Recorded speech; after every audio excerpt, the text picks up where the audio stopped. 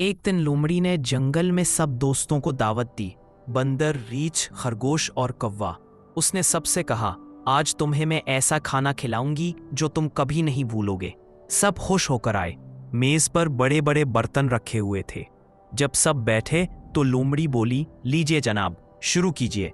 सब ने ढक्कन उठाया तो अंदर सिर्फ पानी था। बंदर ने हैरान होकर कहा, ये क्या, सिर्फ पानी? लोमड़ी बोली, हाँ, क्योंकि मैं डाइट पर हूं। सब दोस्त नाराज हो गए।